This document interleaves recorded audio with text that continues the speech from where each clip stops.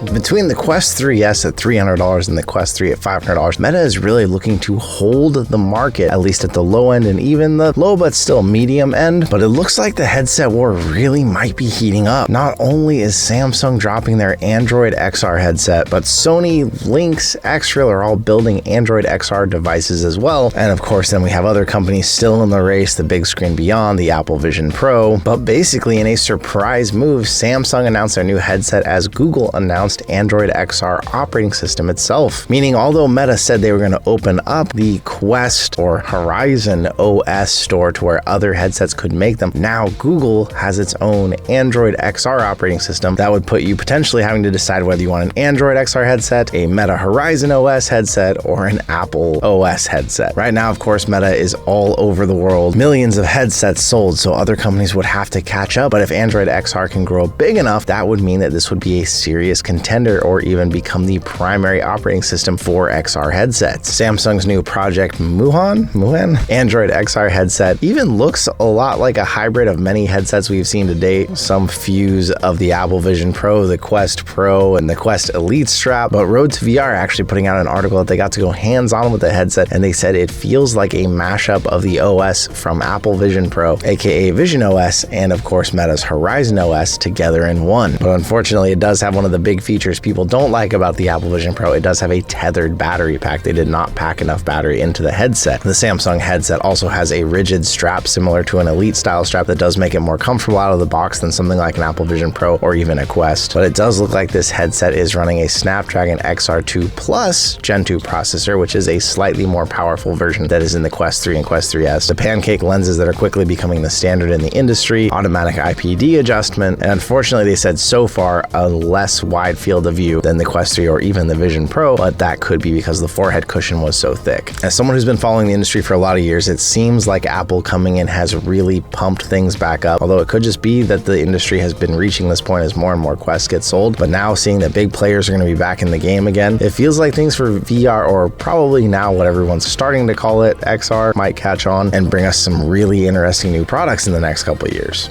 A game that we've talked about before, pets and stuff. It's a really cute pet veterinarian / grooming simulator. It's been out on Quest since August 29th. It's now on PlayStation VR 2 as of the 12th. It's been out a couple days now. This is a relaxing game where you get to groom pets, make them fall in love with you, take care of them, and ultimately help them out. But it's been getting consistent updates since it came out, and they actually recently added the Angry Pets update to the Quest version. So if you don't take care of the pets well enough, they might get a little mad at you. So now if you haven't already gotten it on the Quest, there'll be a link down in the description below, or if you want to get it on the PSVR 2 as well, there'll be links to both of those to check it out. Thanks to them for sponsoring this week's news, and thank you to them for bringing shaving stuff and pets and stuff and so much joy to the world, because both of the games have so many great reviews and really high review scores. But it's nice to see them also making sure it gets out on multiple platforms so even people on PlayStation VR 2 don't miss out on it. An exciting feature we've seen alluded to is now live on Quest. So in tandem with your smartphone, you can actually scan objects or even entire rooms and view them inside of your Quest 3 or Quest 3S. Using the same style Gaussian splatting that we showed off from that app Gracia, now you can do that yourself with Niantic's smartphone app Scaniverse. Niantic, of course, a familiar name thanks to Pokemon Go, but using their new web XR application into the Scaniverse, you can open this up directly in your web browser on the Quest. It's only for the 3 and 3S, and you can currently only view your own, so this isn't quite the level that we were hoping, where people could already scan their room at home and then show someone how they redecorated the room or show them what their new house looks like. But this is encouraging and exciting that it's already started and it's live and available now. I'll leave a link down below to an article that gives step-by-step instructions in case you want to try this out, but for now it looks like this is going to be limited to iPhone owners and Quest 3 or Quest 3S owners. I Am Cat is launching officially. It's been out in early access for a while, and we've talked about it a little on the channel before, not only because it's cute, adorable, and really fun, but gaming channels that covered this game have had wild stats absolutely blow up, suggesting that maybe people are watching this that don't even care about VR. And not only has this game had viral potential, but it looks like that potential is now at a higher level than it's ever been before. We all know cats are the internet's best friend, and with that now being able to be a cat, cause mischief, and have fun in this game is just really exciting for people. And in the short amount of time the game has been out, it's already got over 53,000 ratings ratings, giving it a 4.9 star rating, and 53,000 ratings puts this as catching up with Beat Saber or potentially even Gorilla Tag in a short window of time. So I'm curious out there, have you played I Am Cat? Do you feel like there's more potential? Are you excited about where it's going from here? I had fun when I played it, but it's not something that I visited back with the new release. I'm definitely interested to see what more they've added. But whether you're a cat lover, a VR lover, or just a sandbox game lover, it is one you'd probably want to check out.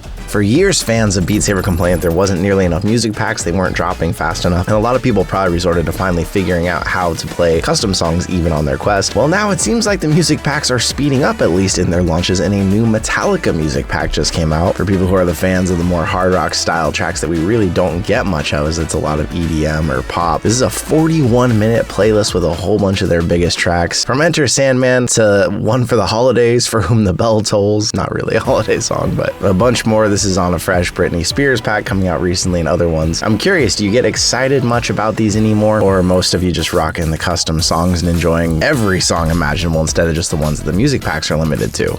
The Game Awards just happened. That's the yearly awards show for gaming, similar to the Oscars. Obviously not nearly as big yet, but it was their 10th anniversary show, and in the VR AR category, Batman Arkham Shadow won the award for Game of the Year. Unsurprisingly, it's probably the biggest IP, the biggest name, and one of the biggest studios that put together this game for the year. It was really cool for us though, because we actually met these guys that were up on stage and won their award when we were in Seattle checking it out earlier this year. We got to interview them and talk to them, and so it was really cool to see. If you missed the Game Awards, it is something that I personally usually watch every year, although I will say every year it seems like they push and try to get more world premiere trailers, and I imagine those trailers are all paying for that ad space, and then it feels like they do less of giving out the awards, less of letting people talk and say their thank you acceptance speeches for the awards. And so ultimately it kind of feels to me like the gaming awards are getting worse every year, because it is cool to see like a new premiere trailer for something we didn't know was coming, but when it feels like you sit down for 4 hours and watch nothing but game trailers and ads and see very few awards actually end up in the hands of the developers, it's kind of disappointing. They also moved the VR AR award to the pre-show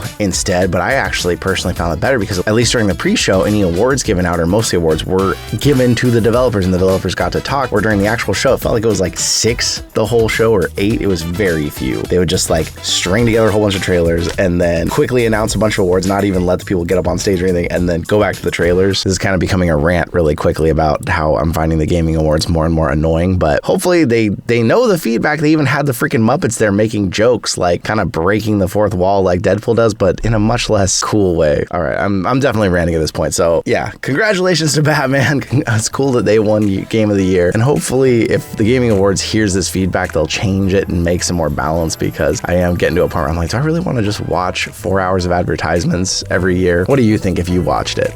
Well, if you are into watching hours of game trailers, especially when it comes to VR, Upload VR did their winter showcase for 2024, showing some of what we got in 2024, new game releases, upcoming games, trailers, with a lot of familiar titles like Contractor Showdown and I Am Cat, things that had been either already released or in early release, but even some short teasers to things like Blackgate that is coming up. That one personally got me a little excited because it advertises itself as a zero-gravity space horror game, and when you see something with good-looking graphics in space, it just reminds you of the good old Lone Echo days. But it's even coming to Quest. Madison VR, another horror game that was touted as one of the best VR horror games to date, is going to be coming over to Quest, and they say make sure and bring your brown pants. It's a long list of reveals and things they got, so I will leave a link down below if you do want to go try and jump through some of the Upload showcase, which is like hours long, or the article over on the actual Meta blog in case you just want to take a look at it. But it's nice to see VR getting its own kind of showcases, more and more things like this that show, you know, we're not nearly as big as the whole gaming industry, but at least we are getting more and more of these things ourselves. And if you missed what it was, the AI XR Awards is basically the VR awards of the year, although of course called XR, highlighting all kinds of things across the realm and industry. Obviously our top favorite ones to watch are the Content Creator of the Year, the Game of the Year, and the Headset of the Year, but they cover all kinds of things like education and training, enterprise solutions, healthcare solutions. But the surprising winner of the Headset of the Year was actually the Apple Vision Pro. I say surprising because the price makes it out of the realm for what, 98% of people, but it was an innovative headset. It's from a huge company, and it has helped create a lot of buzz about our industry again. Game of the Year winner over there was not Batman. Batman actually missed the window of being able to be nominated for these, but Asgard's Wrath 2, of course, big title directly from Meta. And then XR Content Creator of the Year, our buddy Mateo311 winning that one. Congratulations to Mateo. It was even presented to him by our friend Bridger as well, which was really cool to see them both up there on stage. And the winner of XR Content Creator of the Year is Mateo311. This actually is really cool. They were right, the last two guys. But unlike them, I get to take it home. And the whole thing is emceed by Alex VR, who we know and love from seeing him all kinds of places. So congrats to all those winners over there. It's really cool to see that we're getting our own awards shows, gaming showcases, and everything else in the VR industry. At this point, it's hard to believe that we're already 10 days from Christmas, all the other holidays that are going on at this time of year. Hopefully you're out there having some good time with family, celebrating. It's always a time to reflect and look back, and I just want to say another huge thank you to all of you for the year we've had. We've got some giveaways going on down below to say thank you and give back to you if you haven't entered those already. But once again, you've just done so many things for this channel. We've reached so many amazing milestones. Before we've even hit 100K, it's hard to believe that we've gone to Germany and New York and Florida and everywhere else because of all of you out there. So thank you once again, and I'll see you in another reality.